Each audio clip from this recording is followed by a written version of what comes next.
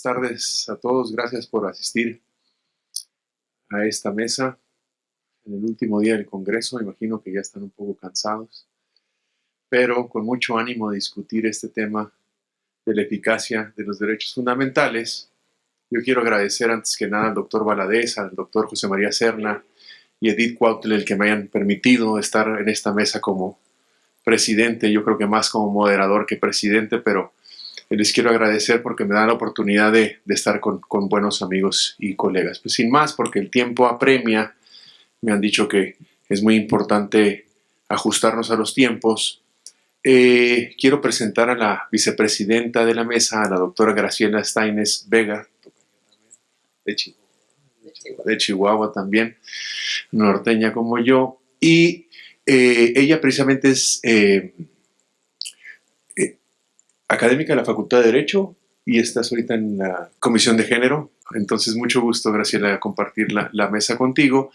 Y vamos a iniciar entonces con el doctor Enrique Rodríguez Trujano del Instituto de Investigaciones Jurídicas, y él va a presentar la ponencia La dignidad humana como prejuicio fundacional de los derechos humanos. Adelante, Enrique, tienes 10 minutos. Bueno, muy buenas tardes a todos. Quiero agradecer al Instituto de Investigaciones Jurídicas de la UNAM y al Instituto Iberoamericano de Derecho Constitucional y al comité organizador de este 13º Congreso Iberoamericano de Derecho Constitucional por haber aceptado mi participación en la presente comisión de trabajo. También saludo y aprecio la compañía de la doctora Edith Cuautle y del doctor Juan Vega, la doctora Staines, quienes fungen como autoridades en esta mesa. Saludo igualmente a los participantes de la mesa y a los asistentes que nos acompañan. Bien, el tema de mi presentación es la dignidad humana como prejuicio fundacional de los derechos humanos. Como ustedes saben, el concepto de dignidad humana desempeña un papel central en el discurso y la teoría contemporánea de los derechos humanos, ya que en muchos casos se concibe a la primera, es decir, la dignidad humana, como fundamento o base para los segundos, los derechos humanos. Así, ante la pregunta ¿de dónde surgen los derechos humanos?, muchos no tienen duda en responder. Su fuente es la dignidad humana. El doctor Jorge Carpizo, por ejemplo, señala que, y cito, la preeminencia de la idea de la dignidad humana no está a discusión. Bueno, habría que preguntar por qué no está a discusión. Continúa la cita. Se le acepta desde las más diversas teorías y filosofías. Esto parece un argumento de apelación a la mayoría. Es un valor supremo por encima de todos los demás, lo que parece ser una petición de principio.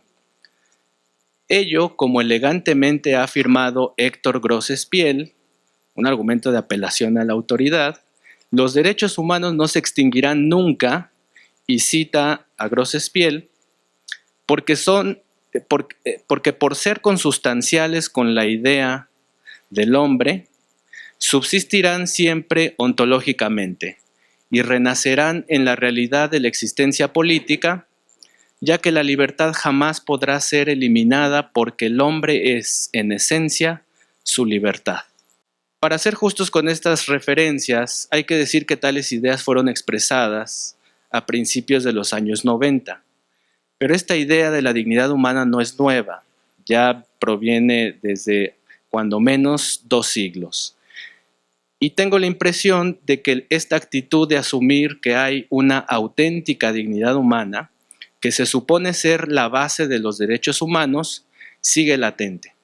Más recientemente, en los últimos 15 años, ha habido un gran escepticismo con respecto al significado e implicaciones de la supuesta dignidad humana.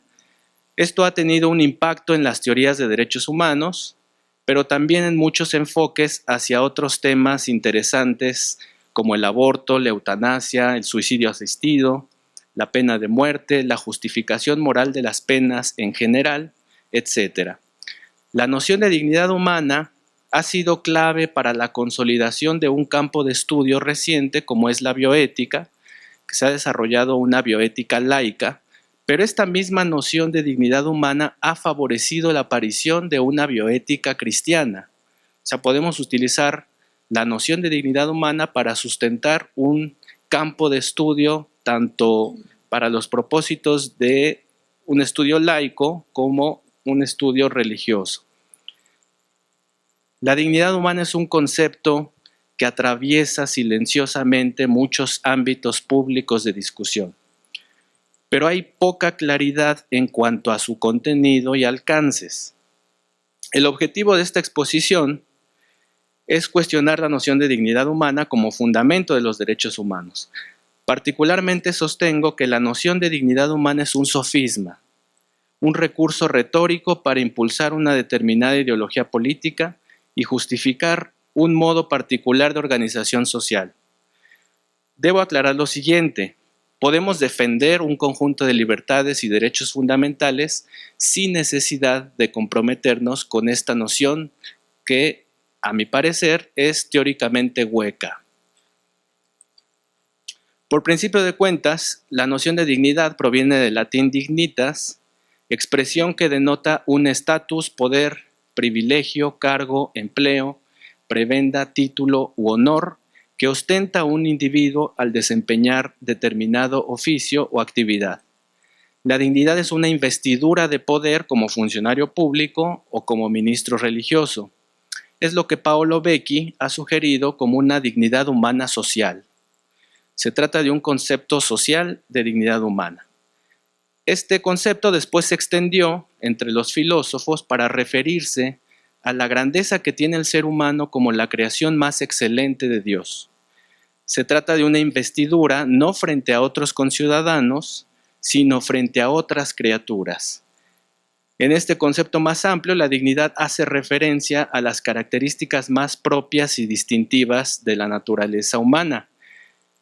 Con este concepto los antiguos filósofos griegos y romanos hacían referencia a la capacidad de bondad de la que puede realizar el ser humano, la capacidad de bienaventuranza, la capacidad de entender, de juzgar y de conocer a Dios. A esta noción la podemos denominar, siguiendo otra vez a Paolo Becchi, como una dignidad humana universal. Entonces tenemos dos conceptos, uno que es social, que hace referencia a los merecimientos que tiene un funcionario público al ostentar su cargo, y también como un merecimiento que tenemos los seres humanos como especie humana frente a otras especies.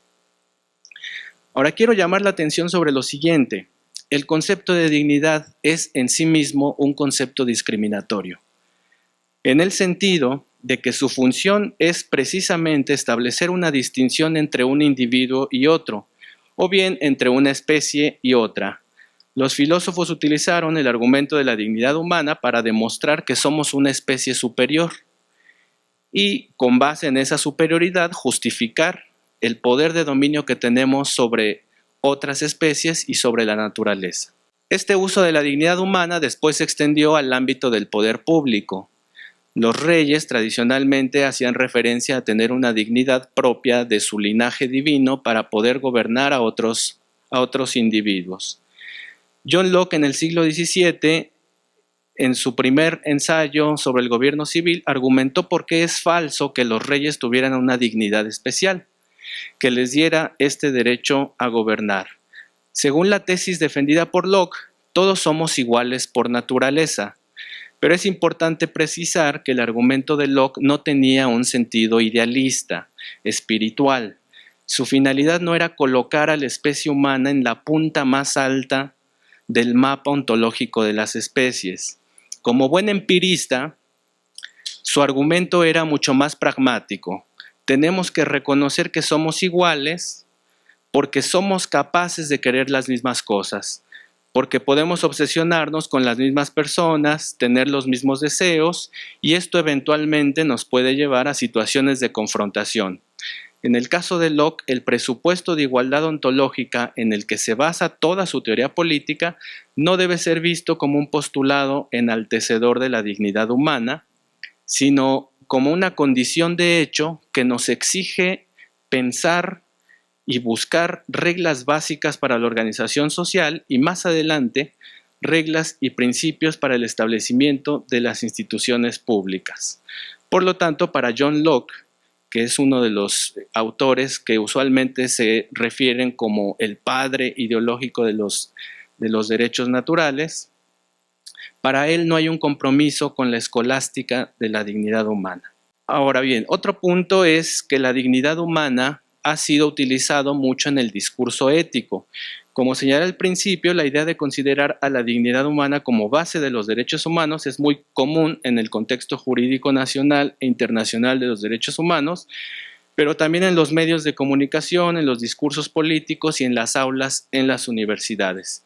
Si nos concentramos en la noción universalista de dignidad humana e investigamos un poco la historia filosófica del concepto, releyendo a Platón en el Banquete, o revisamos el discurso sobre la dignidad del hombre del filósofo renacentista Giovanni Pico della Mirandola, o incluso si acudimos a la fundamentación de la metafísica de las costumbres en Kant, vamos a encontrar un concepto de dignidad humana que es muy distinto de aquella versión tan sesgada y tendenciosa con la cual muchas veces se justifica la existencia de derechos humanos. Esto es así porque Platón, Pico della Mirandola y Kant, cuando hablan de dignidad humana, no solo hablan de la capacidad de bondad o de virtud que tienen las personas unidas a su condición humana, sino que incluyen también la capacidad de maldad y abyección, los vicios del alma, como una posibilidad ontológica de nuestra naturaleza. Es cierto que el ser humano es capaz de bondad, raciocinio y misericordia, pero también es capaz de realizar las acciones más abominables y atroces que podamos imaginar. Ninguna otra especie ha destruido tanto a la naturaleza como el ser humano. Y han sido los seres humanos quienes han cometido genocidios, actos de tortura y violaciones. Así pues, la noción de dignidad humana se ha vuelto muy relevante en el discurso de los derechos humanos, y esto se ha plasmado incluso en algunos ordenamientos de carácter internacional. En el artículo 1 de la Declaración Universal de los Derechos Humanos se establece que todos los seres humanos nacen libres e iguales en dignidad y derechos, y que el poder del Estado se constituye para proteger precisamente esa dignidad y esos derechos. Una de las consecuencias más funestas, a mi juicio, que pueden seguirse de adoptar este concepto de dignidad humana es la creencia de que nuestra naturaleza humana automáticamente nos garantiza la propiedad, posesión y goce de derechos humanos. Siendo ese el caso, podríamos creer falsamente que no tenemos ninguna necesidad de luchar por lo que ya tenemos. Es así como la doctrina de derechos humanos, que se basa en este concepto de dignidad humana, fomenta la indolencia e inacción social, como si pudiéramos echarnos a dormir en una hamaca y despreocuparnos de hacer el trabajo que nuestra supuesta naturaleza ya hizo por nosotros. Deberíamos imaginar, por el contrario, mejores formas de participación, organización y movilización social para demandar y defender activamente nuestros derechos. Esto hay que dejarlo muy claro. Los derechos de las personas nunca en la historia se han defendido solos, ni lo harán. La supuesta dignidad humana no garantizará los derechos por arte de magia, hay que luchar por ellos. En esta misma lógica, este concepto esencialista de derechos humanos que se desprende de la noción de dignidad humana, falta de algún modo al respeto a la memoria de aquellos movimientos sociales de mujeres y hombres que han dejado su sangre y su vida en las calles para lograr que las autoridades les reconozcan sus derechos. Si actualmente tenemos libertades públicas y derechos fundamentales reconocidos en la Constitución, es en gran medida porque nuestra sociedad ha contado y cuenta con gente valiosa que tuvo el coraje y la valentía de defender sus causas a través de movimientos obreros, campesinos, estudiantiles, indígenas, feministas, homosexuales, entre otros.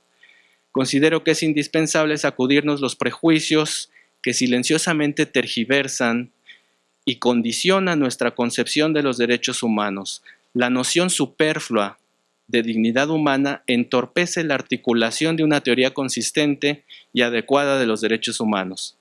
Para garantizar los derechos humanos y hacerlos eficaces, no necesitamos comprometernos con ideas huecas.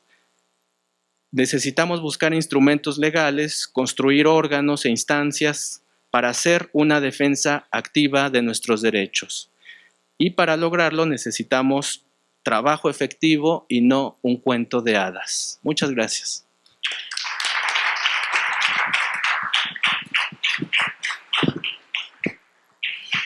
Muchas gracias, Enrique. Yo creo que podemos aprovechar que no vino Enrique Fosas y que quizá no llegue Edgar Aguilera y podemos abrirlo a discusión al final si nos da tiempo. ¿Están de acuerdo? ¿Sí? Si nos da tiempo y demás. Digo, a mí me gustaría que se generara algún tipo de preguntas o comentarios. Estoy seguro que la sugerente ponencia de Enrique da para esos minutos de discusión por lo menos. Pero bueno, vamos a continuar. Luis Gerardo Samaniego Santamaría de México con el tema la protección de derechos humanos en México a 100 años de la Constitución de 1917. Luis Gerardo, 10 minutos. Presidente, muy buenas tardes a todos. Para mí es un honor estar aquí presente en este evento tan importante conmemorativo al centenario de la Constitución mexicana, más como mexicano, y me honra además estar en una mesa acompañados de distinguidos académicos provenientes no solamente de México, sino también de otras partes del mundo, de España, de Costa Rica, de Bolivia. Además, encontrarme con grandes amigos como la doctora Judith Aguirre de la Universidad Veracruzana, mis amigos de Mexicali, el maestro Torres y toda la delegación de la Universidad de Baja California. Y bueno, también agradecer y felicitar de verdad al doctor Diego Valadez por esta importante iniciativa y al doctor José María Serna por esta organización tan importante que hicieron desde el Instituto Iberoamericano de Derecho Constitucional para concentrar a tan altos académicos en este importante evento. La ponencia que planteo en este momento, que es sobre la protección de los derechos humanos en México a 100 años, tiene que ver sobre el sistema de protección de derechos humanos adoptado en la Constitución de 1917, en la Constitución mexicana. Todos sabemos que la Constitución mexicana es la primera constitución en el mundo de adoptar los derechos de tipo social. Previo a ello, la Constitución del 57 ya había aprobado, digamos, había adoptado diversos derechos humanos y, lo más importante, un sistema de protección de derechos humanos de tipo concentrado. Además, también se había adoptado, y esa es una cuestión importante, un modelo muy similar al norteamericano a través del sistema del control difuso. Por tanto, México hace una especie de adopción en el artículo 126 de la Constitución de 1857 para adoptar este sistema del control difuso. El texto constitucional del 17, del cual en este momento la conmemoramos y que en los próximos días estaremos conmemorando su centenario, en sus orígenes no contemplaba el sistema mixto. La iniciativa o el proyecto original no contemplaba un sistema de control, difuso, como sí lo hacía la Constitución de 1857. Fue durante los trabajos del constituyente que se vuelve a incorporar este tema, y en la Constitución del 57 finalmente se adopta ese sistema mixto o híbrido, que nosotros lo llamamos, de control de la constitucionalidad. Curiosamente, hemos también detallado que esta Constitución del 17 ha sufrido más de 700 o casi ya 700 reformas que la han hecho prácticamente una Constitución muy diferente a aquella la aprobada hace 100 años. Pero curiosamente, el artículo 133 de la Constitución, que es el que adopta este sistema del control difuso, solamente ha sido modificado, ha sido reformado en una sola ocasión en 1934. Y solamente para detallar algunas cuestiones muy pequeñas. Pero a pesar de haber sido solamente reformado en una sola ocasión a lo largo de 100 años, este artículo 133, que le faculta a los jueces de los estados, a los jueces ordinarios, ejercer control constitucional también, el llamado control difuso, la evolución jurisprudencial que ha sufrido a lo largo de 100 años, sí ha sido bastante numerosa. Y en esto me voy a centrar. Curiosamente, el llamado control de convencionalidad difuso, o el sistema difuso de la convencionalidad, hoy tan propagado en México y en todo el sistema americano, no es un tema nuevo entonces en el constitucionalismo mexicano. Ya es un tema que se venía adoptando desde 1857 y que permitía a los jueces de todo el país ejercer ese control constitucional.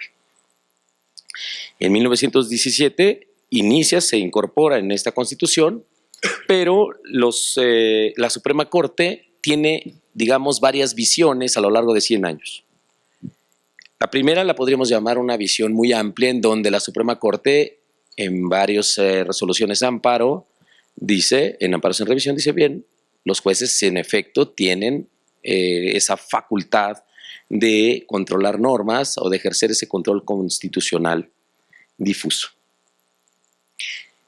Este periodo que va, digamos, de 1917 aproximadamente hasta 1960, que podemos llamar una visión amplia, donde permitía, digamos, esta convivencia entre un control concentrado a través de la Suprema Corte de Justicia y los jueces federales con los jueces de los estados, convivió perfectamente.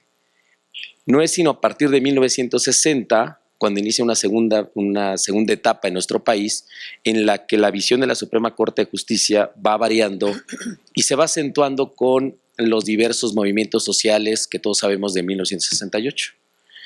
A partir de ahí, la Corte empieza a decir, no, permítanme, los jueces de los estados no están facultados para ejercer ese control constitucional, solamente nosotros, dice la Corte. Esta visión o este periodo de visión restringida, digamos, se va a acentuar durante esta segunda fase y va a llegar a culminar con un monopolio absoluto, todos lo sabemos, del control de la constitucionalidad a cargo de la Suprema Corte de Justicia de la Nación.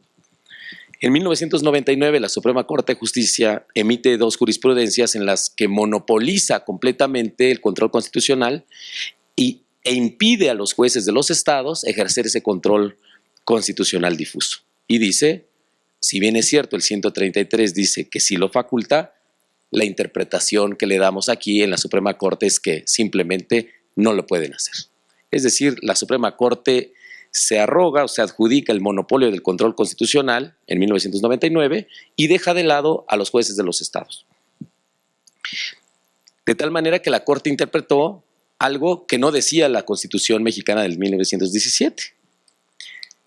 No fue sino, todos sabemos, hasta a lo largo de 1999 hasta el año 2011, cuando existen estas reformas constitucionales en materia de derechos humanos, derivadas también de algunas sentencias de la Corte Interamericana de Derechos Humanos, que permite darle una nueva visión justamente al control de constitucionalidad en México.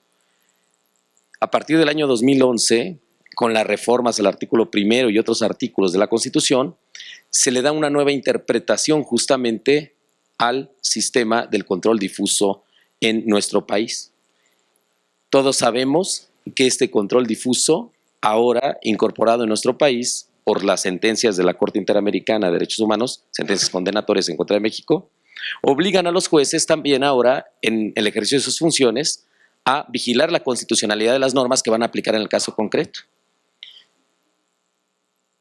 Es ahí cuando la Corte nuevamente dice bien, ¿qué tenemos que hacer? Pues darle la apertura finalmente, ya no por lo que digamos nosotros, sino porque ya es una sentencia condenatoria. Muy bien, perfecto. Llega el momento en que da una especie de pautas o pasos a seguir, así lo llama en sus jurisprudencias, digamos, en unos criterios, y dice, vamos a tener unos pasos a seguir, cómo los jueces van a articular este control difuso, o ese control convencional difuso, ahora no solamente de los derechos humanos en la Constitución, sino en los tratados. Y a partir de ahí todos celebramos en este país que México tenía una gran apertura en la protección de derechos humanos, que se había ampliado el catálogo de derechos humanos, este bloque de constitucionalidad, convencionalidad, y que ahora no solamente los jueces federales ni la Suprema Corte, sino también todos los jueces de los estados iban a protegerlos. Curiosamente, a la par, en nuestro país hemos visto que cuando más se protegen, curiosamente, los derechos humanos, en el texto o en el marco normativo, en la práctica es cuando más se violan. Es decir, empezamos a sufrir una especie de crisis de violación de derechos humanos en nuestro país, y todos sabemos las atrocidades que han ocurrido en los últimos años en México con la desaparición forzada de personas y una serie de actos que, bueno, todos conocemos. A partir de este momento existen iniciativas en donde, no solamente legislativas, que pretenden echar abajo todo este sistema del control de convencionalidad y constitucionalidad difusa, digamos, aquí en nuestro país. Al no poderlo hacerlo vía legislativa, entonces la Corte comienza a hacer una especie de tensión en el diálogo jurisprudencial con la Corte Interamericana de Derechos Humanos y empieza a decir, bien, sí estamos en el sistema, sí tenemos la obligación de aplicar las sentencias y la jurisprudencia de la Corte Interamericana, pero vamos modulando este diálogo del jus comune en América Latina y nuestro ejercicio soberano en la protección de derechos humanos. Y poco a poco la Corte nuevamente comienza a hacer una especie de resistencia en ese diálogo y comienza a decirle a los jueces del país que cuando, y todos lo sabemos, cuando se trate de inaplicar una norma, si existe una restricción de derechos humanos contemplada en la Constitución y hay un tratado internacional que lo proteja más ampliamente, entonces los jueces no deben de adoptar el principio pro persona y deben de acudir directamente a lo que dice la Constitución. Es decir, coloca en la supremacía constitucional las restricciones de derechos humanos por encima incluso del principio pro persona.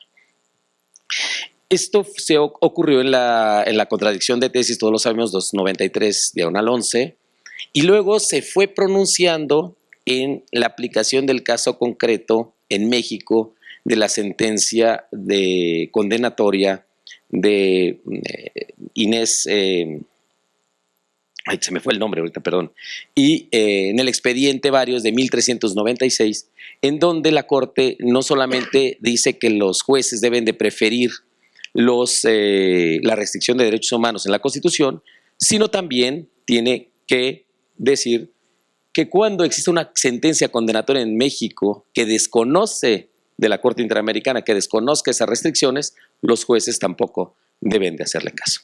Es decir, empieza una resistencia en los últimos años cada vez más fuerte de la Suprema Corte de Justicia con la Corte Interamericana de Derechos Humanos. De tal manera que hoy la Suprema Corte de Justicia va moldeando, digamos, ese ejercicio del control constitucional, convencional, difuso en México, que deben de ejercer todos los jueces. Ha llegado a decir que sobre su jurisprudencia misma que ellos emiten, a pesar de ser en algunos casos restrictiva de derechos humanos, no pueden ejercer control convencional sobre su propia jurisprudencia, dado su principio soberano o de supremacía de máximo orden jerárquico en el país.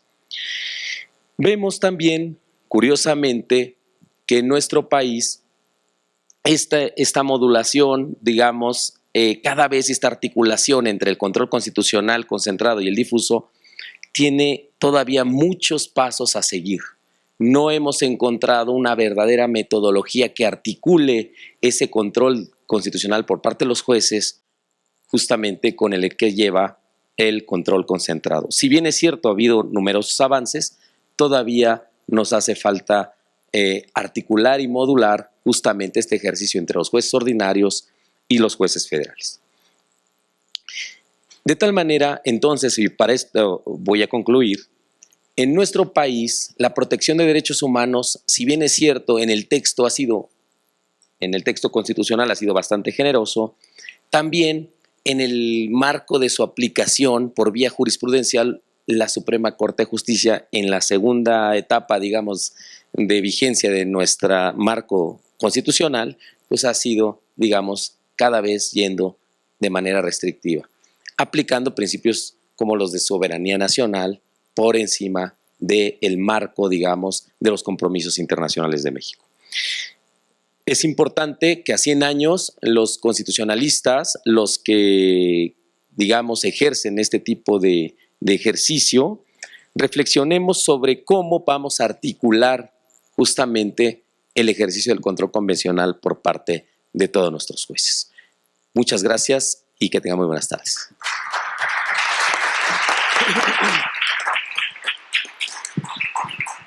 Muchas gracias, Luis Gerardo. Continuamos con Rebeca Sandy, Salvatierra de Costa Rica, con el tema Bases constitucionales del principio de igualdad de armas. Muchas gracias. Buenas tardes a todos y a todas. Es un honor estar acá. El tema que les voy a plantear se refiere a las bases constitucionales del principio de igualdad de armas. Para ello, parto de la siguiente premisa. La Constitución, como fuente primaria de todo ordenamiento jurídico, diseña los sistemas políticos de los respectivos estados y divide las competencias entre los órganos existentes. De esta manera, fija los límites y define una potestad esencial estatal, el ius puniendi. Siendo así, la Carta Magna se encarga de establecer las potestades de cada uno de los poderes de la República en contraposición a un conjunto de derechos fundamentales que ejercen un rol limitativo de dicha potestad estatal, mediante una regulación integral y armónica que se complementa con leyes internas y jurisprudencia. En materia penal, las raíces constitucionales adquieren real relevancia, ya que únicamente mediante un apego total a los principios constitucionales podemos hablar de un real proceso penal en cumplimiento del debido proceso y por ende poner en movimiento el aparato estatal. A la vez, el derecho internacional de los derechos humanos genera un espectro de derechos fundamentales que obliga a los estados a incorporar una serie de garantías en su normativa interna. En especial, y para efectos de esta ponencia, resalto la vigencia de las garantías al derecho a la defensa, acceso a la justicia, igualdad ante la ley, dignidad humana y debido proceso. Tal como lo señaló Floxin, el derecho procesal penal es el derecho constitucional aplicado. Por ende, todas las disposiciones en materia penal, tal como les mencioné, deben encontrarse apegadas a las disposiciones de la Carta Magna, para así poder cumplir con los principios y derechos que se encuentran consagrados en las disposiciones constitucionales. En aras de asegurar la seguridad estatal, la contención del poder y el respeto integral de los derechos de los ciudadanos, así como el principio de seguridad jurídica, es necesario que en las cartas constitucionales se encuentre la base de lo que debe ser el proceso penal en correspondencia a lo que señala el principio de supremacía constitucional. Entonces, en resumen, sin la adecuación exacta a la ley fundamental, el proceso penal no puede desarrollarse tal como debería realizarse en un Estado social de derecho. Ahora bien, para asegurar la aplicación y vigencia de esos principios constitucionales, los diversos ordenamientos han creado instituciones que ayudan a cumplir con los objetivos y fines de la norma fundamental. En especial, la jurisprudencia constitucional ha asumido un rol de real relevancia en la vigilancia del cumplimiento de todos estos derechos y deberes. Por otra parte, las defensas públicas, que en el proceso penal adquieren un rol muy importante, fungen como aseguradores del cumplimiento del principio de inviolabilidad de la defensa. Además, fungen como un equilibrio frente a los entes de persecución penal en cumplimiento de los principios consagrados en la Constitución política. Esto me permite afirmar, en primer lugar, que no podríamos analizar los alcances, institutos y principios del proceso penal si no nos enfocamos directamente en el derecho constitucional. A la vez, tal como les mencionaba, tenemos una amplia protección por parte del derecho internacional de los derechos humanos que coloca a la persona como eje central en el proceso penal. En especial, los siguientes instrumentos adquieren real relevancia para el cumplimiento de estos principios, tales como es la Declaración Universal de Derechos Humanos, la Declaración Americana de Derechos y Deberes del Hombre, el Pacto Internacional de Derechos Civiles y Políticos y la Convención Americana de los Derechos Humanos. Asimismo, la ubicación de los tratados y los convenios internacionales en la jerarquía de fuentes de los respectivos estados, especialmente aquellos referidos a derechos humanos, habilita la aplicación directa de dicha regulación por encima de las leyes internas, permeando los diversos ordenamientos con una serie de garantías que deben integrarse en los actos estatales. Ahora bien, la garantía a la igualdad de armas. Este principio, que funge como un punto de enlace entre el ius puniendi y la inviolabilidad de la defensa, se deriva del derecho de defensa, igualdad y acceso a la justicia. ¿Qué implica este principio? La prohibición de otorgar prerrogativas o privilegios que generen diferencias entre sujetos que se encuentran en igualdad de condiciones. Este principio, llevado a materia penal, obliga a que todas las partes procesales tengan las mismas garantías y herramientas para defender su teoría del caso, sin la existencia de ningún tipo de ventaja o desventaja que pueda generar situaciones de desbalance. El motivo de preocupación que lleva al ordenamiento a establecer un principio que busque este equilibrio en cumplimiento de los principios constitucionales que les señalé previo, tiene el hecho de que casi que por la naturaleza misma del proceso penal hay un desequilibrio histórico con respecto al Ministerio Público. Tal idea es expresada por Meyer, quien al respecto considera que ser el Estado el encargado de la persecución de delitos gracias a un poder de organización y una serie de potestades otorgadas a esta institución, dispone de medios que, salvo excepciones históricas, son jurídicamente imposibles de equiparar. Esto genera una desigualdad real entre el acusado y el acusador. Es así como, al ser el aparato estatal el encargado de acusar y quien ordinariamente ostenta la fortaleza económica, orgánica y funcional, se coloca en una evidente ventaja frente a los demás actores del proceso penal, de especial a la defensa pública. A partir de dicho desbalance es que surge el derecho a la igualdad penal o la igualdad de armas como una expresión de los derechos fundamentales a la igualdad e inviolabilidad de la defensa. Su principal misión se encuentra garantizar que todas las partes cuenten con las mismas herramientas procesales.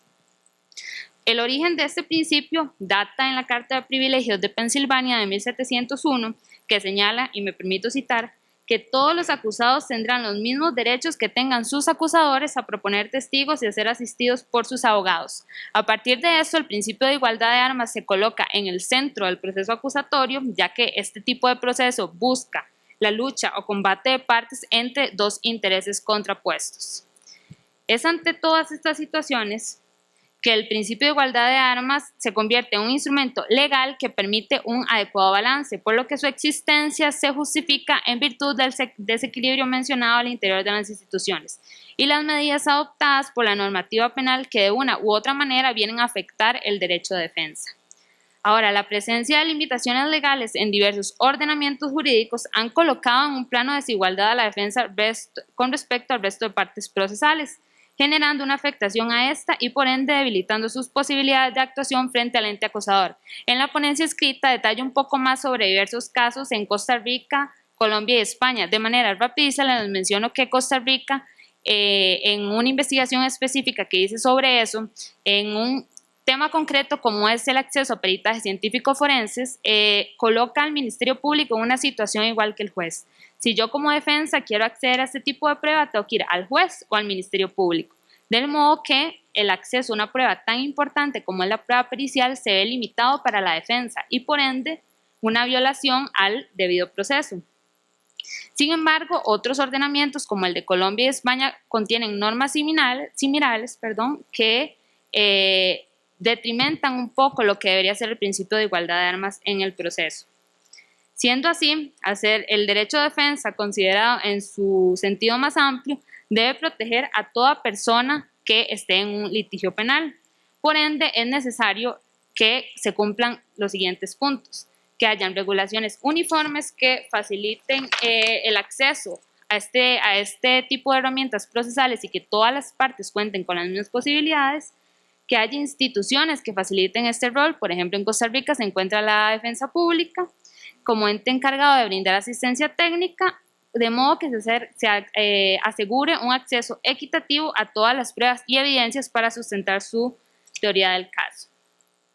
Ahora bien, ¿cuáles soluciones pueden llegar a asegurarnos que haya una vigencia plena del principio de igualdad de armas en los diversos ordenamientos? El caso de Argentina es interesante, ya que el Ministerio Público de la Defensa coloca a la defensa pública en un papel antagonista y paralelo con el Ministerio Público, otorgándole una serie de herramientas que permiten casi que equipararlo a la fuerza que tiene el Estado en la persecución de delitos, asegurando la vigencia plena del derecho de defensa. Bueno, me adelanto a las conclusiones por cuestión de tiempo, entonces con esto termino. En conclusión, la Constitución Política, centro del Estado de Derecho, eso no nos queda ninguna duda, obliga que todos los órganos estatales deben adecuar sus actuaciones a las normas constitucionales, ya que la Constitución se convierte en el centro del proceso penal y tal como les mencioné, no podríamos hablar de un proceso penal democrático si no se adecua a todo lo señalado. A la vez, el proceso penal encargado de la histórica potestad de delitos debe asegurar la legitimidad de sus actuaciones mediante el aseguramiento tanto de las garantías constitucionales como las señaladas en el derecho internacional de los derechos humanos. Siendo así, el principio de igualdad de armas como una expresión del derecho a la igualdad y el principio de inviolabilidad de la defensa implicará que existe un equilibrio entre los órganos de persecución penal y la defensa como un mecanismo que permita el desarrollo efectivo del principio contradictorio en los sistemas penales acusatorios. Para que dicho principio pueda materializarse, la defensa, sea pública o bien privada, deberá contar con las mismas posibilidades procesales que la parte acusadora, sin que existan disposiciones que vayan a afectar o disminuir sus potestades de actuación. Lo anterior implicará el acceso igualitario a las herramientas de ofrecimiento de material probatorio, tal como fue señalado. Es por ello que en todas las fases procesales, incluyendo la primera fase, que es la fase de investigación, deben tomarse todas las medidas para asegurar el equilibrio entre la parte acusadora y la defensa. Siendo así, cualquier violación o detrimento al principio de igualdad de armas, por ende, estaríamos ante una violación al bloque de constitucionalidad y las obligaciones internacionales adquiridas por los estados, de modo que los ordenamientos internos deberán asegurar y reforzar el rol de las defensas para asegurar la vigencia plena de este principio. Muchas gracias. Gracias, Rebeca. Continuamos con Iván Sandro Tapia Pinto, de Bolivia, con el tema débil eficacia de los derechos humanos en Bolivia. Fíjate. Muchas gracias. Agradecer también a las instituciones que nos ha dado el placer de asistir en esta tarde y también saludar a todos. Bueno, el contenido de la memoria presentada está en base a la doctrina alemana del Dreh-Dirkung. Esta doctrina que en realidad lo que se tiene como objeto es cómo ha ido a introducirse dentro del derecho constitucional boliviano a través de la jurisprudencia del Tribunal Constitucional Plurinacional Boliviano. Y partimos de 8 primicias, pero obviamente el tiempo no me va a dar a explicar las 8 primicias, solamente una, que en realidad quiero que se pueda comprender las características de cómo se ha introducido o cómo lo toma en cuenta la aplicación práctica de la doctrina del Dreh-Dirkung en el caso boliviano. En primer lugar, la denominación. Dentro de la propia doctrina alemana no existe, digamos, un consenso uniforme en cuanto a la categoría jurídica de la denominación. Obviamente, traducido al castellano o al español nos hace un poco más problemático, pero simplemente para citar algunos ejemplos. Se lo conoce como eficacia frente a terceros de los derechos fundamentales, eficacia horizontal, validez de los derechos fundamentales en el derecho privado, etc. Hay varias denominaciones que se denomina a esta teoría del Dreh-Dirkung. Pero, ¿cuál es el nombre que ha adoptado en este caso el Tribunal Constitucional Boliviano? Ha optado por el nombre de eficacia horizontal de los derechos fundamentales, a raíz de la inspiración de la opinión consultiva número 18 del 2003, establecida por la Corte Interamericana de Derechos Humanos. Es ahí, digamos, la inspiración en realidad de introducir dentro la economía jurídica boliviana. El origen del Dreh-Dirkung indudablemente está en Alemania, ¿no? Y que, aunque irónicamente, se ha introducido en primer lugar por el Tribunal Laboral Federal Alemán el año 1954 y progresivamente hasta el año 57. Y el Tribunal Constitucional Alemán lo ha introducido a partir del caso Luck en 1958 y el otro caso que se conoce trascendentalmente en la doctrina, que es el del año 1969, el Blin-Fur. Esos son los 2 casos alemanes que se conocen. En el caso boliviano, que en realidad me interesa transmitir en este congreso, es la sentencia número 10/2010 del 6 de abril y que fue confirmada por otra sentencia posteriormente el 15 de octubre. la sentencia 1641. En el caso boliviano es algo típico porque se trata de un tribunal constitucional de transición, ¿no?, que lamentablemente no ha sido designado o elegido conforme a la Constitución del 2009, sino fue designado mediante un decreto presidencial y podemos llamarlo así, homologado mediante ley. Por eso se denomina un tribunal constitucional de transición. Pero, en fin, es a raíz de estos fallos en el cual se introduce el DRI-DIRCUM en el caso boliviano. Pero, ¿cuál es la definición de la eficacia? Porque cuando estamos refiriendo a esta categoría, nos estamos refiriendo a la vulneración de derechos entre particulares. Esa es la característica esencial. No es, digamos, la característica tradicional frente al Estado, sino esta doctrina hace énfasis justamente en la vulneración de derechos entre particulares. En el caso alemán hay un autor, Schwabe, que nos expresa que se entendería el DRI-DIRCUM como el efecto frente a terceros de los derechos fundamentales y se suele denotar la incidencia de los derechos fundamentales en el derecho privado. Esa es la incidencia de esta doctrina del DRI-DIRCUM. En el caso boliviano, ya una vez introducido esta teoría en el 2010, 3 años después, en la sentencia 1478 del 2003, el Tribunal Constitucional indica 2 premisas: que la teoría del DRI-DIRCUM, en el caso específico que conoce, está en torno al Estado social de derecho. Y la segunda premisa que subraya es que no solamente la vulneración de los derechos fundamentales informa al contenido no solamente de la esfera pública, sino que en este caso a todos los actos o cláusulas o contenidos dentro de los ámbitos privados o corporativos. Entonces ahí encontramos la aplicación de esta doctrina. Y simplemente tal vez para los estudiantes hay la clasificación de esta doctrina que sería el efecto vertical y el efecto horizontal.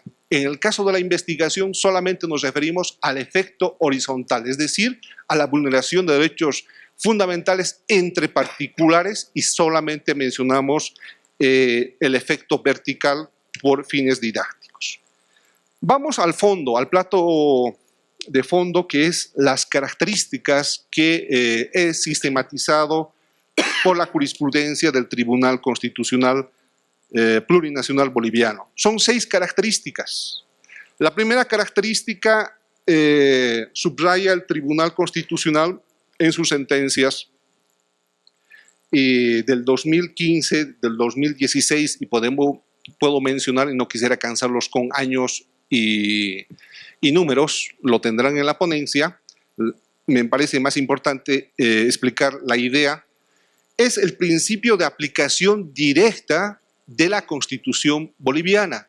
El artículo 109 literalmente expresa este principio, es decir, de la aplicación directa en cuanto a la protección de los derechos fundamentales que establece la Constitución y obviamente la materialización de su irradiación en el control tutelar constitucional. El segundo principio está digamos, clásicamente respaldado en el principio de primacía y supremacía de la Constitución.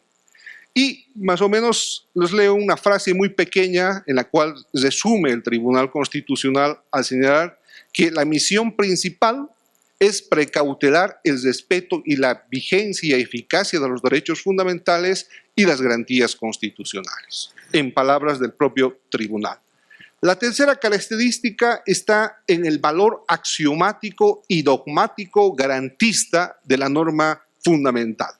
Y algo que esta mañana algunos colegas se referían a ese famoso principio del vivir bien, ¿no? Que también en el caso boliviano el artículo 8 establecen los valores ético-morales de, digamos, trasladándonos hace 500 años atrás, de la masúa, macella, mayulla, que es no seas ladrón, no seas mentiroso, no seas flojo, y obviamente expresa en ese artículo 8 otros valores que expresa que son propios, en este caso, de los bolivianos.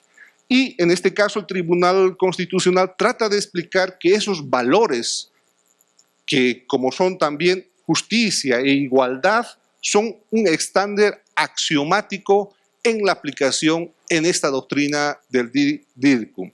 Y también colateralmente explica en cuanto al principio de razonabilidad, es decir, que esos valores que establece el artículo 8 de la Convención está dentro del marco o los márgenes de razonabilidad.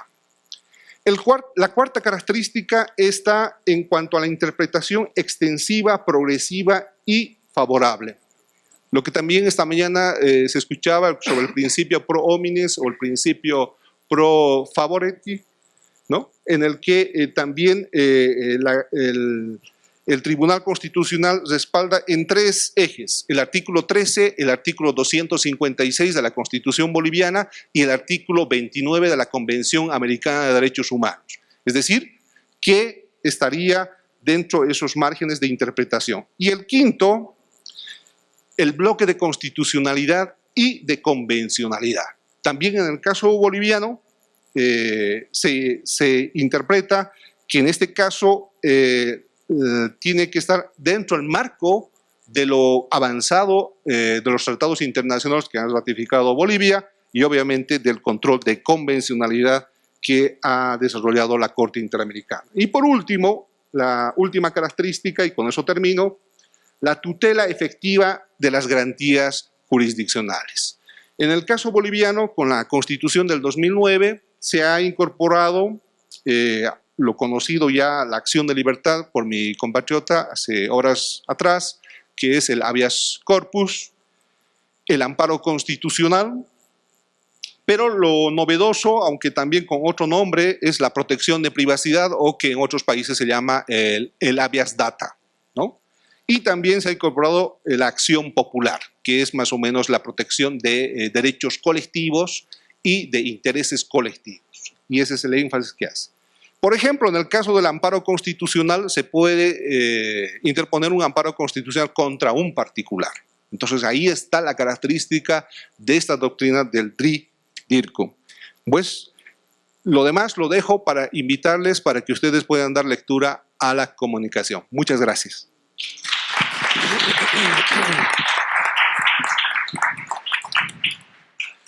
Gracias, Iván. Continuamos con la doctora Graciela Steines.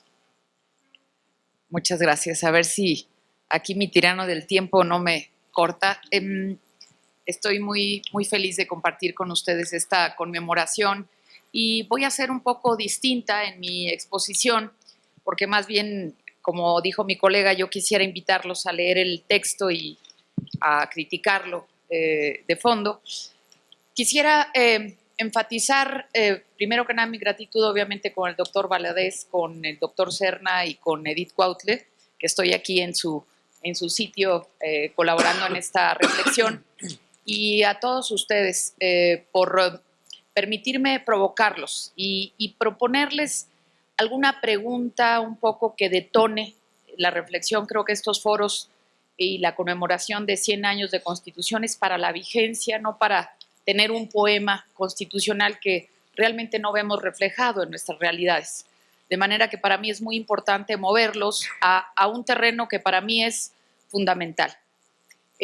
Lo que se esperaría, digamos, de algún conjunto de la población que viene a un congreso de estas características, pues es oír hablar de jurisprudencias, es oír hablar de reformas, de artículos, pero creo que en este momento para mí es sumamente importante regresar al perfil de quienes ingresan a la carrera de Derecho y a la formación.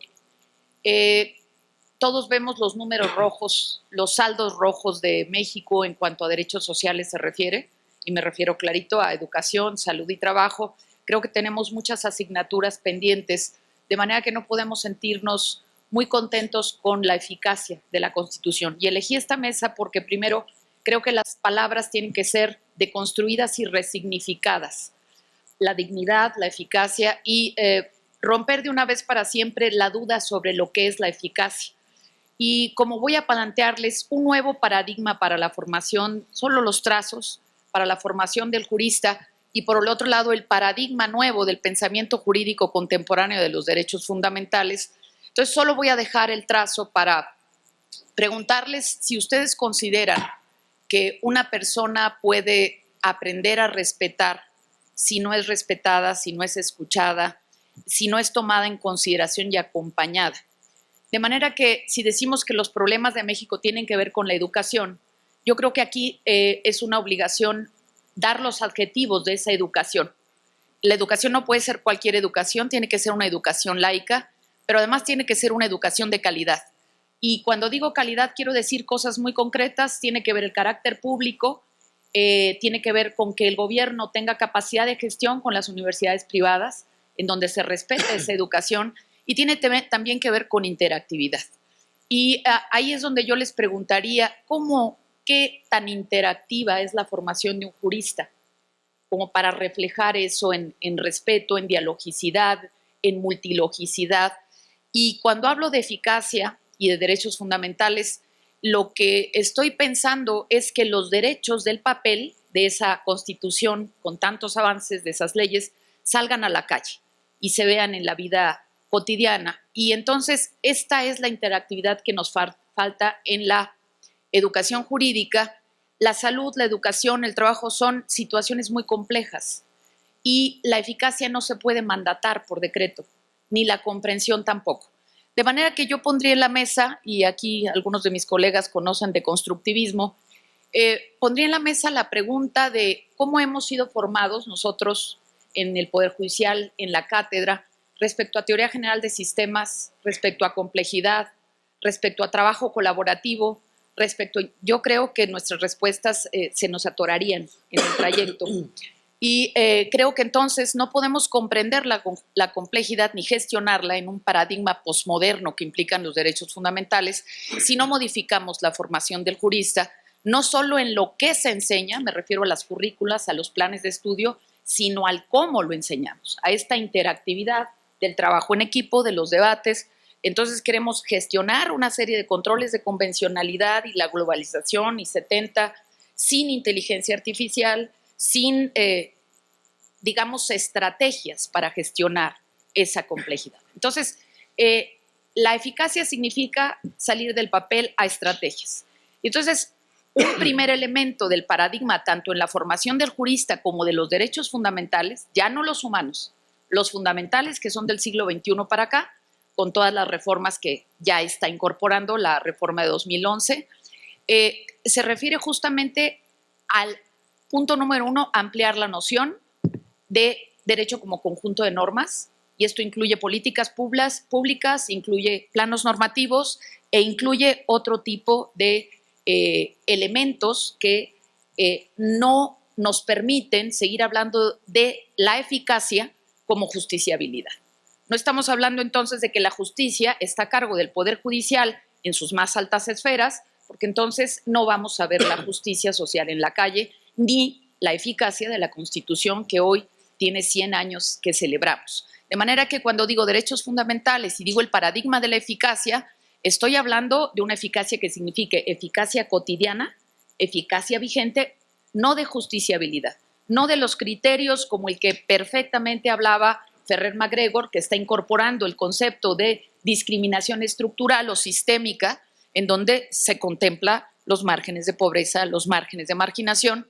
Y yo quisiera decirles que cuando hablamos de un salir de un control o de la judiciabilización de los derechos fundamentales, significa que entonces ¿a quién le vamos a pasar el poder de control? ¿Al Poder Judicial?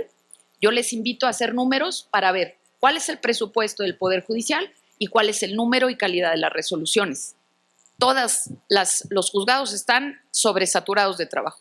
Todos tienen rezago, todos tienen una serie de desafíos, de vicios institucionales que están allí presentes. Tenemos la norma, tenemos la política, tenemos el órgano, tenemos la institución, pero no estamos viendo trasladada una justicia a la calle en los porcentajes que se requieren.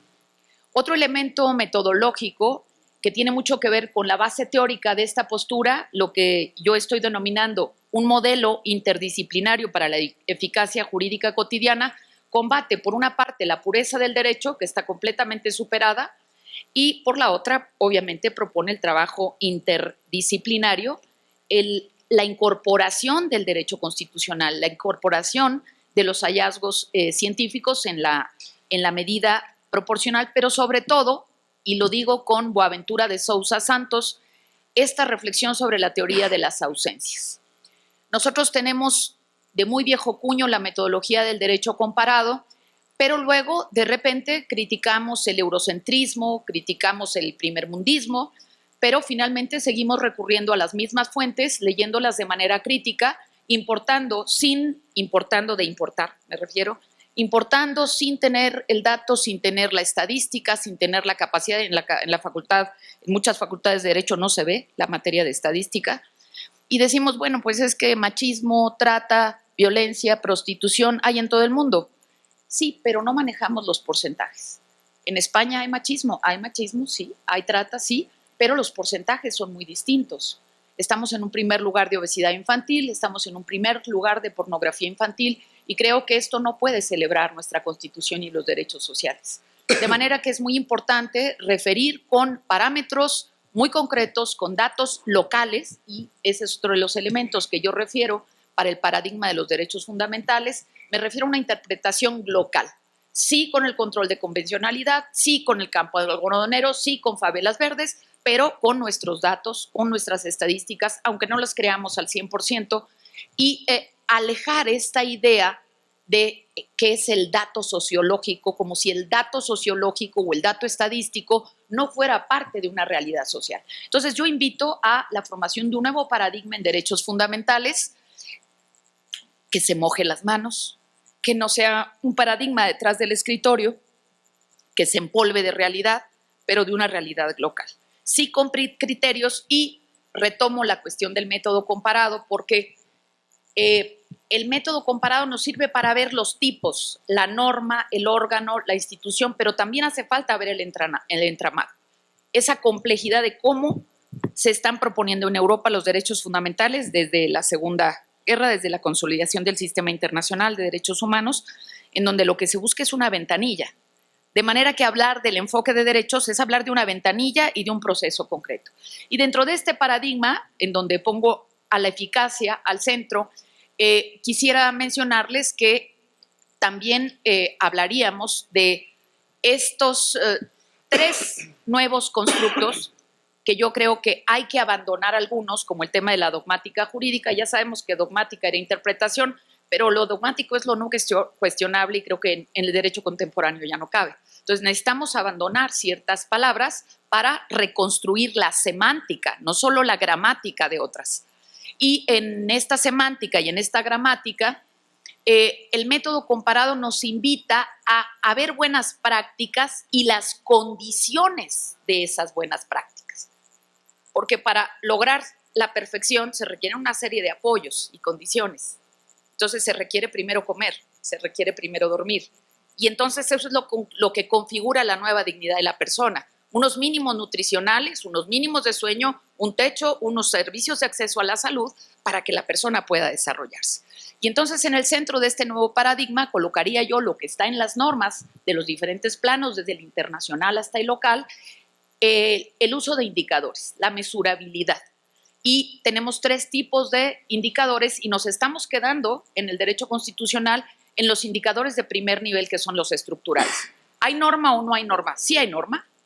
¿Hay normas buenas? Sí hay normas buenas. El problema es el tránsito. El problema son los procesos. El proceso es no los dientes y las sanciones, sino que llegue a la razonabilidad, a la convicción y al comportamiento de todos los operadores jurídicos, que no son solamente abogados. Los derechos fundamentales son tan importantes que no son solamente patrimonio para los juristas, que tenemos que hacer que llegue de manera comprensiva para derrocar a este paradigma que nos dice que la ignorancia del derecho no exime de su observancia. Yo creo que tenemos que trabajar los juristas en una nueva educación en derechos fundamentales, en donde el concepto de teoría no recorra solamente el plano abstracto, sino que aterrice en todos los aspectos y constructos de manera muy concreta. Y digamos que para cerrar este paradigma, no podemos olvidar que la complejidad abarca varias dimensiones. Esta dimensión de la pobreza, de la exclusión, la dimensión política, y quisiera decirles que el control judicial, el control legislativo no son suficientes. El mejor control en la teoría que opera, por ejemplo, en Canadá, es la teoría del gobierno abierto, que tiene rendición de cuentas, que tiene transparencia, pero que sobre todo tiene participación ciudadana. ¿A dónde podemos voltear si tenemos un 70% de la población en pobreza extrema? ¿A dónde podemos voltear? ¿Ese va a ser el control de la población? ¿Ese es el control deseable de la población? Eso lo pondría yo dentro de este nuevo paradigma y les invitaría a introducir dentro de su formación, dentro de su cátedra, dentro de su ejercicio profesional, esta nueva multidialogicidad, este nuevo esfuerzo por el trabajo colaborativo, no solo la importancia en el qué, sino la importancia en el cómo. Muchísimas gracias. Gracias.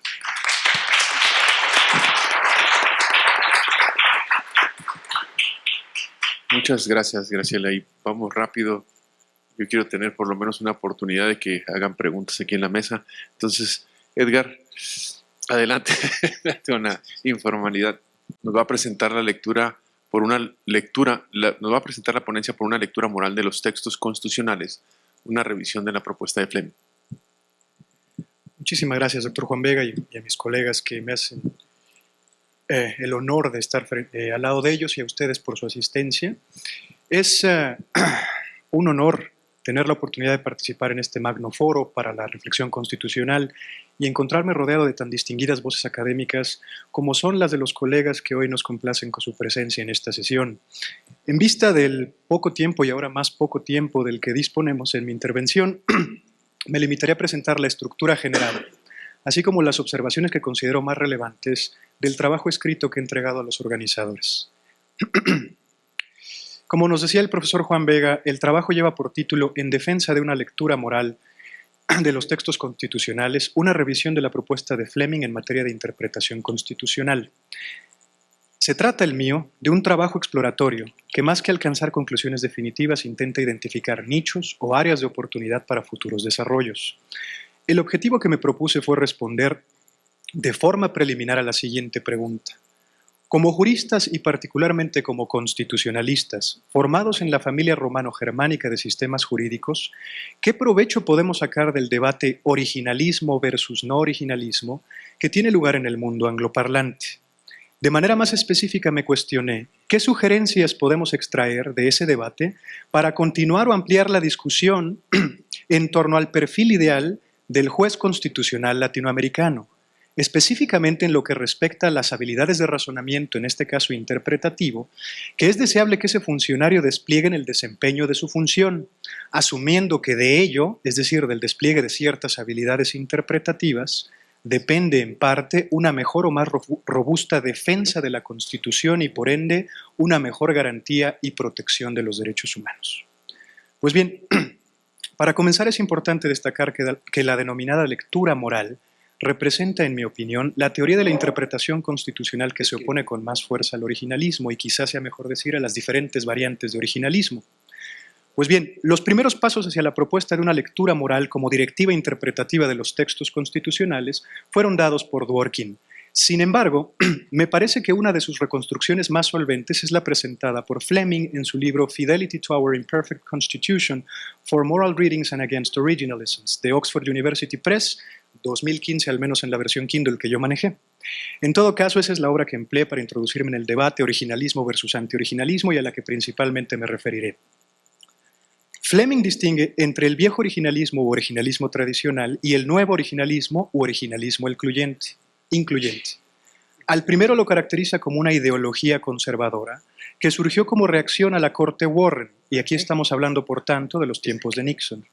Su tesis principal de este originalismo tradicional es que la fidelidad a la Constitución resulta primero de concebir su contenido como un conjunto de reglas en oposición a principios, formuladas dichas reglas o susceptibles de ser formuladas en un lenguaje preponderantemente claro, y segundo, que la referida fidelidad a la Constitución depende de seguir esas reglas al pie de la letra o de darle pleno efecto a la manera original en que los padres fundadores o los ratificadores entendían las palabras que decidieron emplear para expresarse en su texto constitucional.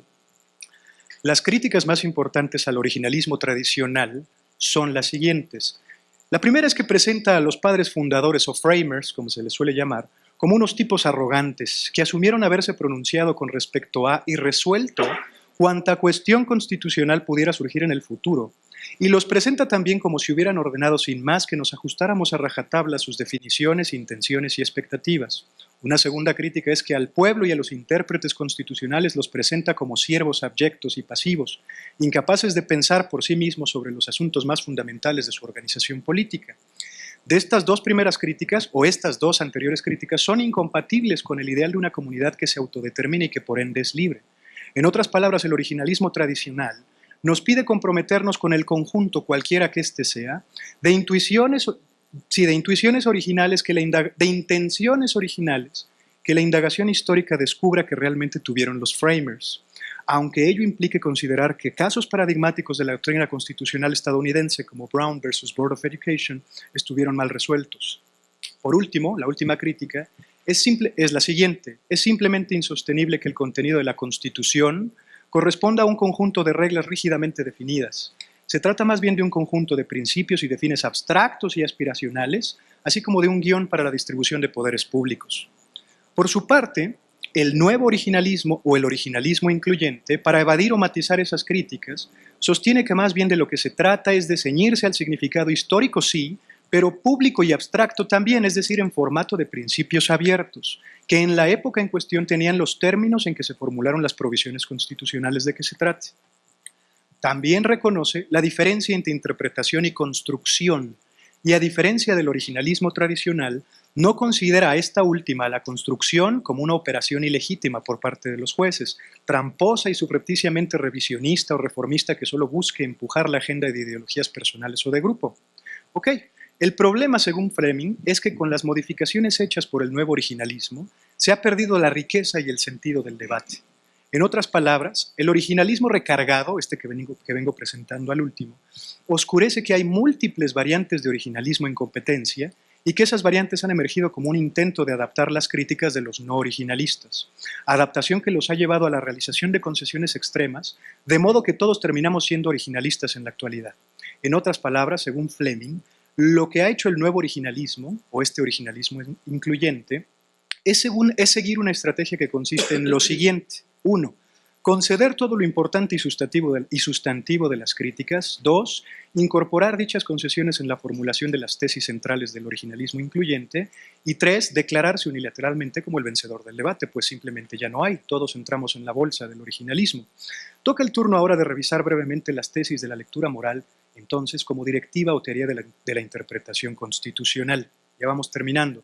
Para desarrollarla, Fleming parte de aseverar que la cuestión de determinar en qué condiciones se puede obtener la fidelidad a la Constitución, o al menos grados extensos de fidelidad a la Constitución, presupone dos preguntas básicas. Una, ¿qué es una Constitución? Y la segunda, ¿cómo debe interpretarse esa Constitución en congruencia con la respuesta a la primera cuestión, a la primera pregunta?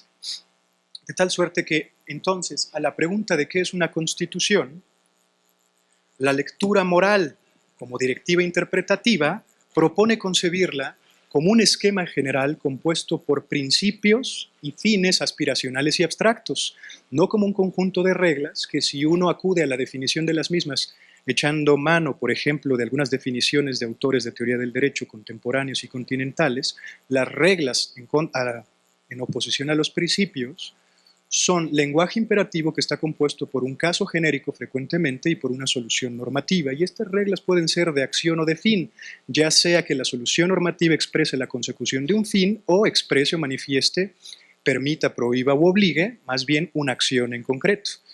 En contraste, un principio, como lo suelen definir, y en esto convergemos con el análisis de autores anglosajones, es también lenguaje imperativo, pero que a diferencia de las reglas, no consta de un caso genérico, sino solo de la solución normativa. Y además normalmente son principios de fin y no de acción concreta. De tal suerte que de lo que carecen, o que podríamos decir que carecen los principios, es de ese servicio en términos de ponderación de razones morales que acompaña a las directivas, por ejemplo, expresadas en la legislación ordinaria, si uno acude a la teoría de Ras para entender este lenguaje. ¿De acuerdo? Entonces un principio es más abierto, falta mucho por deliberar en términos de qué casos podrían entrar dentro de su scope, dentro de su abanico. Teniendo esta respuesta a qué es una constitución o concibiendo una constitución en esos términos, lo que sigue es preguntarnos qué técnica interpretativa o directiva de interpretación es más congruente con concebir una constitución como plagada de principios y no plagada de reglas. Y según Dworkin y muchos otros, en especial Fleming, a lo que nos invita la lectura moral de la Constitución es a hacer juicios normativos, es decir, llegar a conclusiones en torno a la mejor interpretación posible de los conceptos nombrados por los términos utilizados en el discurso que articula nuestro pacto fundamental.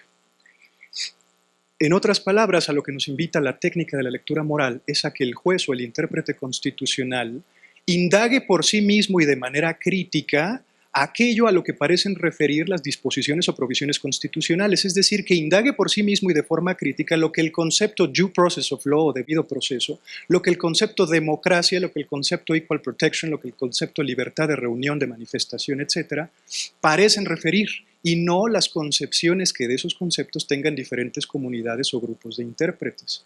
Ahora, esto parece presuponer una suerte de realismo moral como postura metaética para hablar de que los conceptos morales o cargados de moralidad o de teoría moral y de moralidad política realmente denotan entidades. ¿Cuáles son esas entidades? Los conceptos de los que estamos hablando, que según el realismo o una versión del realismo son independientes en algún sentido de las concepciones particulares que se posan en la mente de quienes tratan de dilucidar esos conceptos. Ahora, un realismo moral no necesariamente implica infalibilidad, de tal suerte que alguien que concibe que está tratando de dilucidar el verdadero o la mejor interpretación de un concepto no necesariamente se tiene que presentar como infalible, todo lo contrario.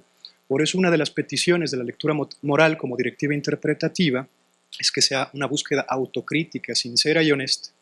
Ahora, en términos dworkinianos, de lo que depende la mejor interpretación del contenido de conceptos tales como democracia, presunción de inocencia, debido proceso legal, etcétera, es de dos dimensiones. De la dimensión que le llama Dworkin de fit o de congruencia con los materiales históricos y su dialéctica interna, y de justificación, y ese es el punto que me parece más atractivo de esta teoría, porque con independencia de que uno sea realista, moral o no, de que uno sea fan o no de Dworkin, etcétera, yo creo que a lo que nos invita la lectura moral es a posar sobre los hombros de los jueces constitucionales una responsabilidad mayor en términos de no ser meramente registradores o rastreadores de definiciones en diversos materiales que ahora se vuelven más complicados con esto del bloque de constitucionalidad. Ya no hablamos que el juez tiene que ser experto en aprenderse casos y definiciones de los artículos constitucionales y de los casos decididos por la Suprema Corte Nacional, sino que tiene también que saberse casi que de memoria las definiciones expresadas en documentos tales como la Convención Interamericana de Derechos Humanos, pero también en las decisiones de quien es su intérprete por antonomasia, que es la Corte Interamericana de Derechos Humanos. En fin, a lo que voy es que pudiéramos caer, paradójicamente, en tratar de ser fieles a la Constitución, meramente rastreando los usos convencionales que en las definiciones de estos documentos podemos hallar en el material histórico, ahora bloque de constitucionalidad.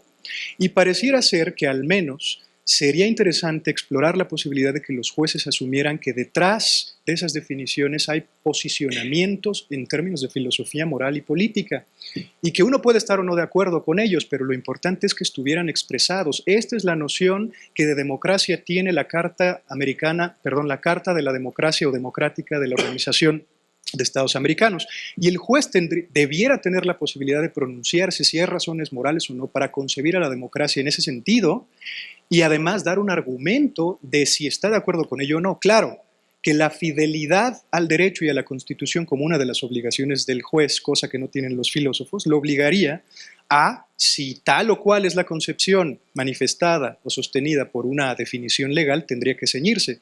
Pero eso no implica que en su motivación no pudiera expresar las razones por las que se encuentra quizá en desacuerdo con que a lo mejor la Carta restrinja la concepción de la democracia a una democracia representativa, por ejemplo. En pocas palabras, a lo que esta directiva o técnica de la lectura moral de la Constitución nos lleva es a tener jueces que piensen por sí mismos, jueces librepensantes, jueces que se atrevan, ¿no?, a tratar de hallar y a elaborar las justificaciones que en el terreno de la moralidad política se hallan detrás de sus concepciones, repito, de términos como democracia, debido proceso, penal o debido proceso en general, derechos humanos, libertad, etc. Repito, eso creo que vale la pena explorarlo, porque pareciera ser que podemos correr el peligro de tener jueces eruditos que se saben muchas definiciones y pueden citar muchos casos, pero que no pueden pronunciarse con respecto del sustento en términos de razones morales que hay detrás de las concepciones que manejan estos materiales históricos. Por mi parte es todo. Como dije al principio, esto es una mera, digamos, iniciación exploratoria a considerar esta técnica y ver cómo se podría incorporar en el perfil del razonamiento que esperamos tenga un juez constitucional en estas nuestras muy convulsas latitudes. Muchas gracias.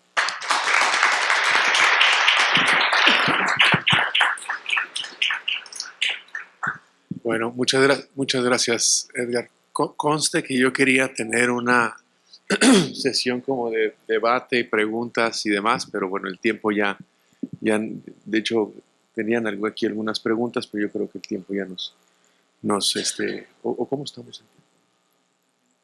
3 minutos. Ah, bueno. Sí, bueno, adelante, sí. Primero, Graciela, si tienes alguna observación o comentario. Bueno, tú empiezas, si quieres. Si no, si quieres, si no, yo tengo algunas cuestiones que comentar. Pues quisiera, con muy poco, solo quisiera destacar del colega Gerardo Samaniego, que él hablaba de una especie de contramovimiento o de resistencia al control de convencionalidad por vía de Corte Interamericana y también por vía de Corte Europea o Cortes Europeas. Y esto tiene que ver, estas resistencias se generan precisamente por falta de convicción, de comprensión y de un entramado claro, metodológico, ¿no?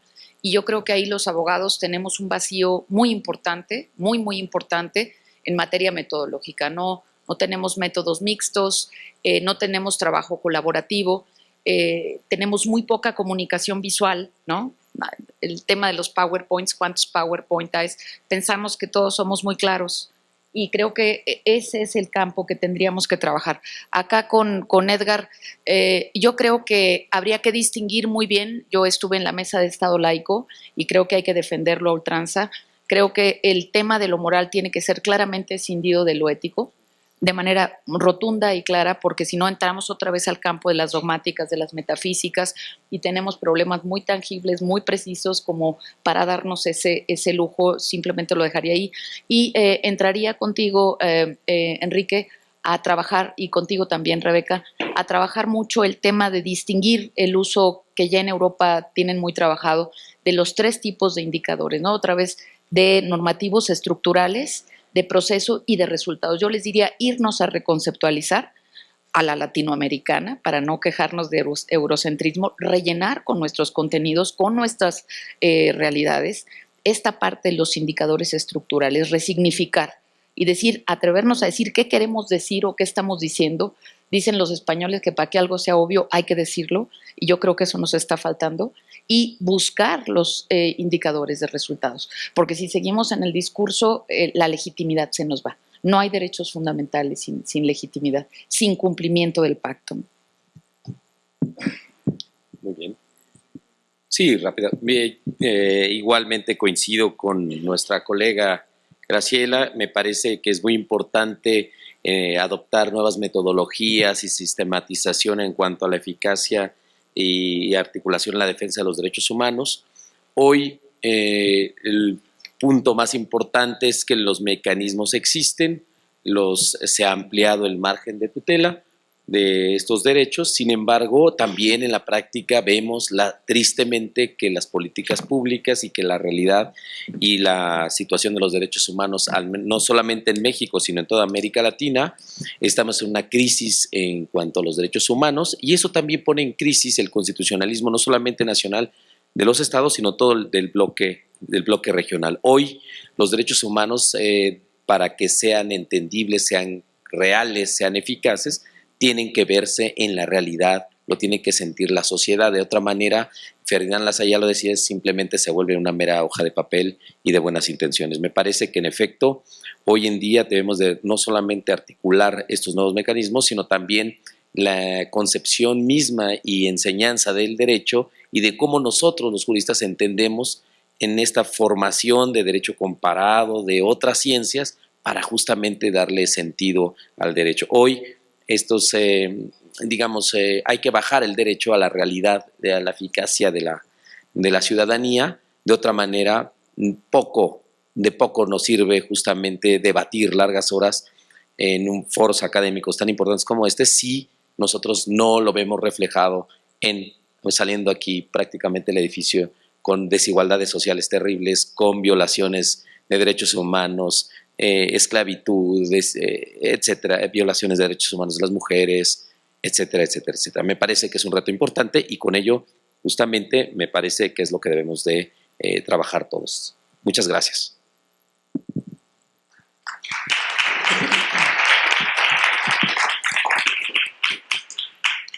Bueno, por mi parte yo haría la motivación, especialmente a los jóvenes que creo que están estudiantes de la UNAM y las demás universidades de México, ¿no? En cuanto a esta también otro campo, ¿no?, de la teoría general de los derechos fundamentales y también del derecho internacional de los derechos humanos en cuanto a la vulneración. Ya antes era la vulneración del Estado frente al ciudadano, ¿no? Hoy en día, ¿no?, se está dando la vulneración de los derechos fundamentales entre particulares. Entonces la preocupación mía ha sido justamente adentrarnos con mayor detalle, ¿no?, a través de la academia para ver cuál el estándar en la situación en la cual nos encontramos, especialmente en el caso boliviano, que como conclusión que en síntesis, claro, la jurisprudencia es muy avanzada aparentemente en el Tribunal Constitucional Plurinacional, pero materialmente no es así. Formalmente el papel, como se dice, aguanta, ¿no?, pero la realidad es muy diferente, ¿no? Y creo que eso es una tarea de cada uno de nosotros en difundir en las universidades, ¿no?, para que realmente tal vez somos muy idealistas, pero de alguna forma moriremos también idealistas con esa convicción de respeto a los derechos fundamentales. Gracias.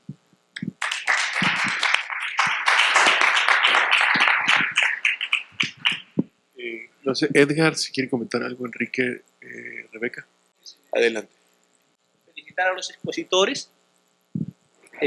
Verdaderamente, en mi modesta manera de pensar, pienso de que un centenario de una constitución social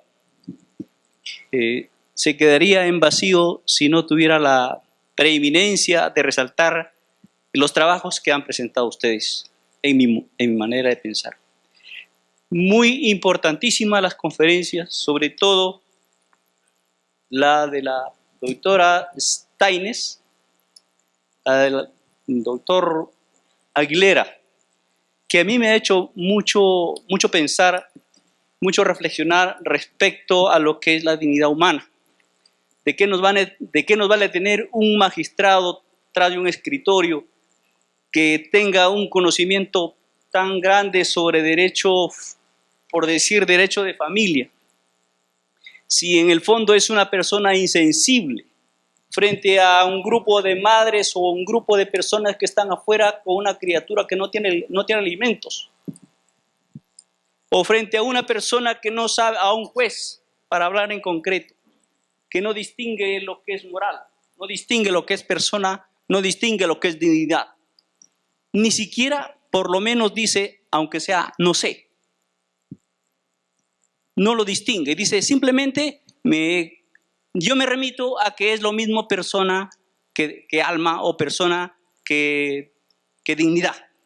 Dice simplemente que es igual y no es así.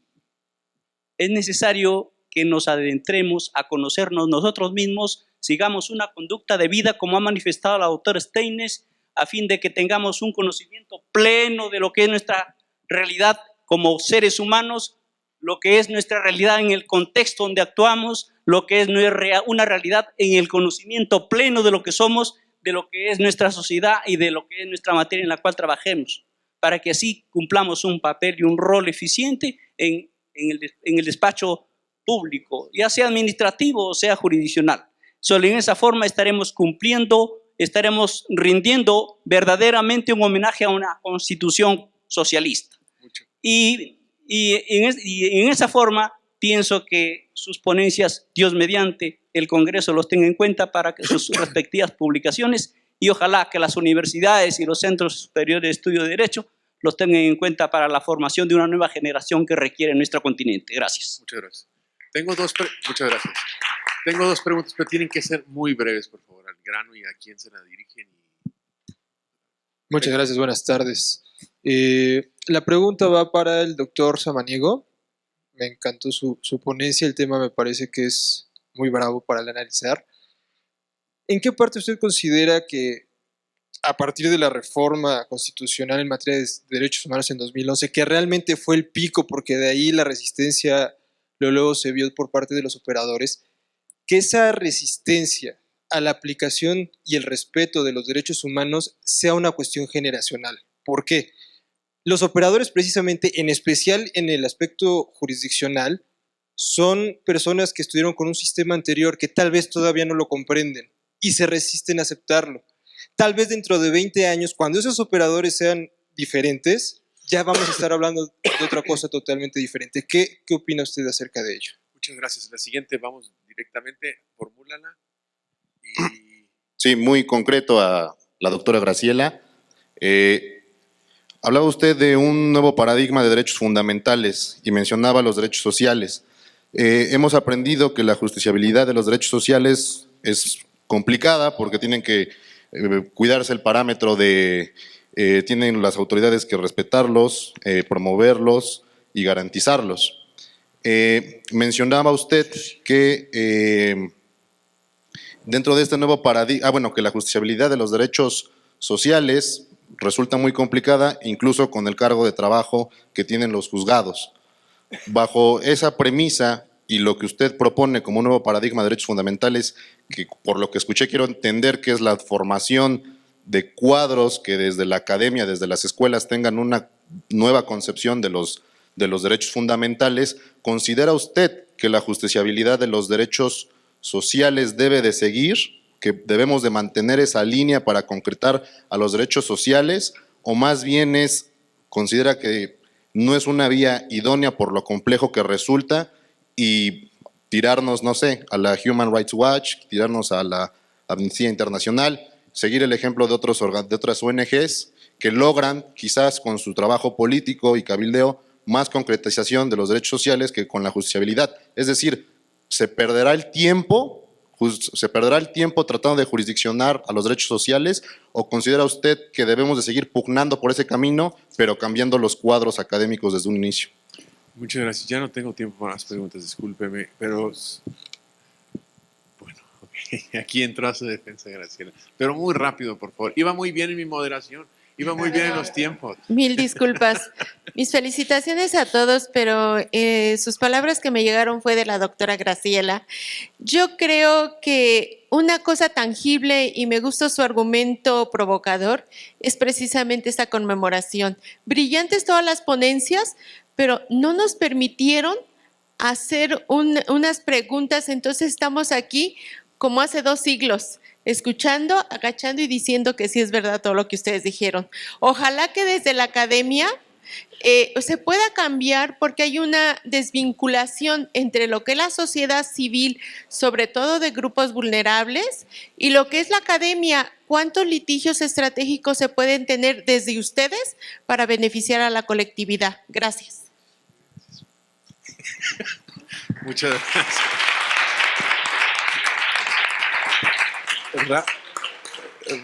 Rápido, sí, ya sabía que me iba a ir mal. Graciela. Yo nada más voy a ser muy rápida, y sí invito a los diseñadores, nosotros no somos, pero que los diseñadores siempre decimos la sociedad civil, pero no dejamos tiempo para la sociedad civil.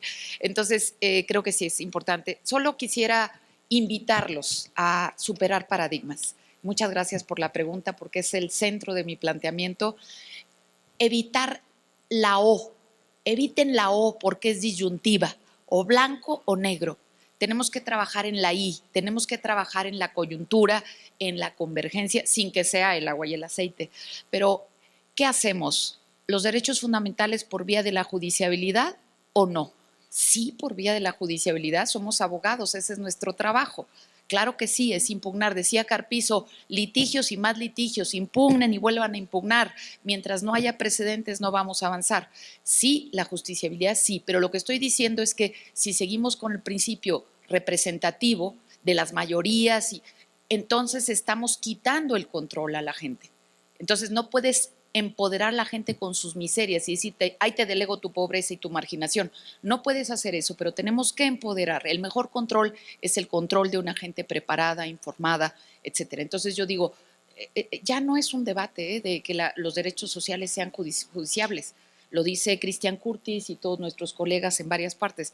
También hay modelos en donde los derechos sociales son judiciables. Tenemos una reforma del interés legítimo, tenemos el fumus boni iuris, la reforma de amparo, el interés legítimo, todo a partir de 2011. Entonces sí tenemos instrumentos jurídicos y judiciabilidad, pero creo que la otra, la alternativa, la mediación, tenemos que echarle mucha carne al asador y trabajar en un pensamiento complejo, coyuntural, es decir, convergente, perdón.